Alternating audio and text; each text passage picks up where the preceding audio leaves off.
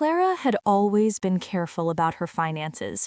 While her husband, Ryan, worked a steady 9 to 5 and thought of her as someone who managed the household and social life, she had a secret. For years, she had been quietly building her own side business, consulting online, investing smartly, and selling products she created. It started small, just a hobby to bring in a few $100s a month, but over time it grew, blossomed into something substantial, and eventually earned her $500,000. She never flaunted it. Ryan had no idea. To him, she was the loving wife, the supportive partner, the one who managed the bills and the home. Clara liked it that way. It was a safety net, a private sense of security that gave her independence she hadn't even admitted to herself she needed. The problem was, independence came at a cost when it was unrecognized. Ryan, despite being charming and attractive to everyone else, had always been controlling in subtle ways. He questioned her choices, implied she was naive about money, and dismissed her opinions on major decisions. He didn't know Clara had outpaced him in one of the most important areas, financial power. Things seemed fine on the surface. They had a beautiful home in the suburbs, a social life that impressed friends and family, and the kind of stability people assumed came with marriage. But behind the smiles and dinner parties, cracks were forming. Ryan had grown distant over the last year, less engaged, more impatient, and increasingly irritable. Clara noticed it but tried to ignore it, telling herself it was stress from work or the pressures of life. Then came the day it all changed. Clara was in the kitchen, organizing receipts and checking her secret online accounts, always careful to log out before Ryan could walk in, when Ryan appeared in the doorway. His expression was tight, controlled, but she could see the tension in his jaw. "Clara," he said slowly, his voice unusually calm, "I think we need to talk." She froze, instinctively scanning her surroundings. Her accounts were hidden, the laptop closed, nothing left to betray her secret. "Okay," she said, trying to keep her tone neutral. "I want a divorce," Ryan said bluntly. Clara blinked. For a moment it felt like the room tilted, like someone had pulled the floor out from under her. She wanted to react, to ask why, to accuse, but she held herself steady. She had known this might come eventually. He had been growing colder, more distant, but still the words hit like a punch to the gut. "Divorce?" she asked, keeping her voice calm. "Do you have someone else?" Ryan's gaze shifted, avoiding hers. He didn't deny it. Clara felt a mixture of anger, disbelief, and a surprising calm. She had expected rage, tears, or at least bargaining, but instead she felt a strange sense of readiness. She knew she had options he couldn't touch. "Who?" she asked quietly. Ryan hesitated, then muttered, "It's someone you know, close to you." Clara's mind raced. She felt a wave of nausea as the realization hit. Her best friend, Amanda, the one she had trusted with every secret, every personal story, was involved. Her stomach twisted with shock and betrayal. She stared at Ryan, and suddenly the calm she had felt seemed too fragile, too thin.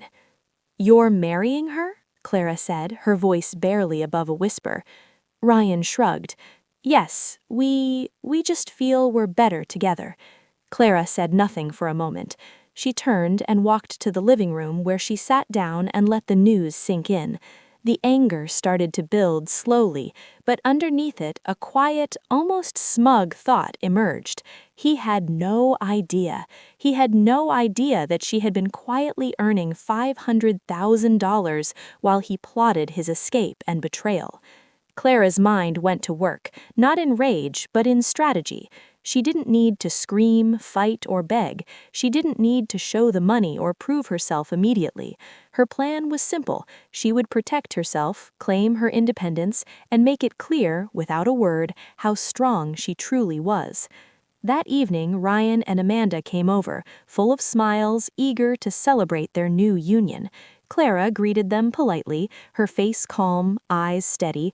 Inside, every detail was calculated. She didn't show anger, she didn't show hurt, but she observed. Every interaction, every glance, every smug comment he made about starting a new life, she cataloged. She realized that while Ryan thought he was gaining, he was underestimating her completely. She had resources he didn't know about, skills he hadn't recognized, and an emotional strength he had ignored. By the next morning, she had already started planning her next steps. She would liquidate a few investments, move to a city where she could rebuild her life on her own terms, and leverage the business she had created. No more dependence, no more betrayal. This was her chance to reclaim not just freedom, but dignity, independence, and confidence. And deep down, she knew one thing. Ryan and Amanda would eventually see the power of what they had underestimated. Clara had been silent, patient, and careful, but now the stage was set. Clara wasted no time. With her secret earnings, she moved quickly to reclaim her life. She found a chic apartment in a bustling part of the city, a place with bright sunlight, high ceilings, and a sense of freedom she hadn't felt in years.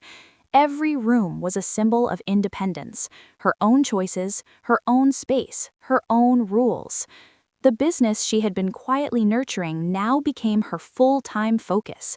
She expanded her client base, launched new projects, and invested in opportunities she had long researched but never had the courage to pursue. The $500,000 she had earned wasn't just a safety net, it was her launchpad. Clara finally realized that all the years she had spent accommodating Ryan's whims and ignoring her own ambitions had prepared her to step into this moment. Meanwhile, Ryan and Amanda were caught up in their own honeymoon phase, unaware of the subtle shift in power. They flaunted their relationship publicly, posting pictures on social media and making casual remarks about how happy they were together. But Clara didn't care. She didn't need to broadcast her life or prove anything to anyone. Her satisfaction came from the quiet confidence of knowing she had the upper hand in ways they couldn't even imagine. Still, it wasn't easy. Some nights, the betrayal gnawed at her. She remembered the hurt, the disbelief, and the humiliation of realizing that her best friend had sided with her husband in the most personal way possible. But Clara channeled that energy into her work and her plans. She surrounded herself with supportive friends, mentors, and colleagues who valued her skill, drive, and integrity. She reminded herself every day that the people who matter are the ones who stand by you, not the ones who betray you. Months later, Ryan reached out. He had heard rumors about Clara's success, whispers from mutual friends who were surprised at her rapid growth and independent lifestyle. He tried to schedule a meeting, to negotiate, to catch up. Clara read his messages carefully, her fingers hovering over the keyboard. Anger flared for a moment, but she quickly replaced it with clarity. She typed a polite but firm response. She wished him well and had no interest in revisiting the past. It was the perfect statement of control. Ryan and Amanda had assumed she would struggle, that she would crumble under the betrayal, but Clara's life had only become stronger, brighter, and more fulfilling. The power she had quietly earned, financially, emotionally, and personally, was now visible to anyone who looked closely. At her new apartment, Clara hosted small gatherings for close friends and colleagues. She shared laughs, work wins, and personal milestones. She didn't flaunt the money, but the lifestyle spoke for itself: independence, confidence, and the fulfillment of her own choices. People noticed, and it felt good, not for validation, but because it reflected the reality of her life. She was thriving on her own terms. One evening, while reviewing her growing investments, Clara paused to reflect. The journey had been painful. Ryan had shattered her trust. Amanda had betrayed her friendship.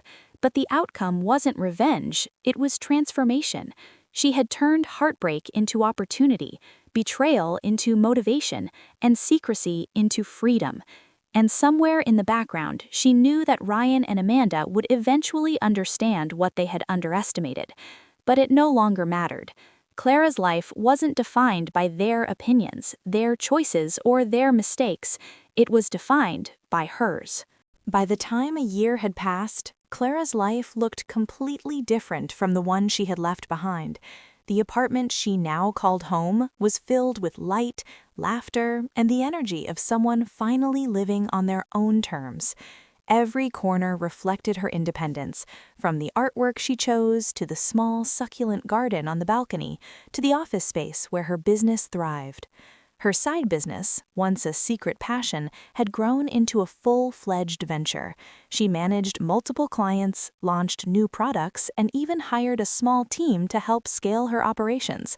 The $500,000 she had earned quietly while married wasn't just money, it had become the foundation for her confidence and freedom. She could make decisions without fear, invest without hesitation, and plan for her future without anyone questioning her. Clara's social circle also evolved. She surrounded herself with people who celebrated her achievements, supported her independence, and valued honesty and loyalty. Unlike the old circle, where whispers and half-truths had dominated, these were friends who uplifted her and encouraged her growth. The friendships were genuine, and for the first time in years, Clara felt completely at ease in her relationships. Meanwhile, Ryan and Amanda's initial thrill of their new relationship began to fade. Subtle cracks started to show. Friends who had quietly observed Clara's progress began to hint at her success. Social media posts, casual comments from mutual acquaintances, and the inevitable gossip painted a picture Ryan hadn't anticipated. Clara wasn't struggling, she wasn't bitter, and she certainly wasn't dependent on him or Amanda. Ryan first realized the weight of his mistake when he attempted to flaunt their marriage in front of mutual friends, only to have someone casually mention Clara's achievements. He felt a twinge of unease, a prick of insecurity he hadn't expected. Amanda noticed his discomfort but assumed it was jealousy, not realizing that they had misjudged Clara's strength entirely. Clara, however, didn't need to confront them. Her success and happiness were their own silent message.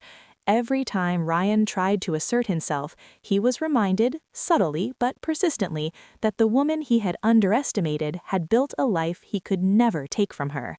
Clara's financial independence, emotional resilience, and personal growth were evident in the way she carried herself, in her confident speech, and in the steady smile she wore whenever she entered a room. One evening, Clara hosted a small gathering to celebrate a major milestone for her business. The invitations were limited to close friends and key clients, but inevitably, a few mutual acquaintances who knew Ryan and Amanda attended. They were surprised to see Clara's poise, her success, and her happiness. The whispers that followed were telling. She really is doing so well. I can't believe how independent she's become. It was validation she didn't need but welcomed quietly, as a reminder of her own strength. For Clara, the most important victory wasn't the money or the recognition, it was the reclaiming of her life. The betrayal had tested her in ways she hadn't imagined, but she had responded with patience, strategy, and focus. She didn't lash out, she didn't scheme for revenge, and she didn't dwell in anger. Instead, she had invested in herself, nurtured her talents, and built a future that Ryan and Amanda couldn't touch or diminish. Even in private moments, Clara felt a sense of empowerment that had nothing to do with anyone else.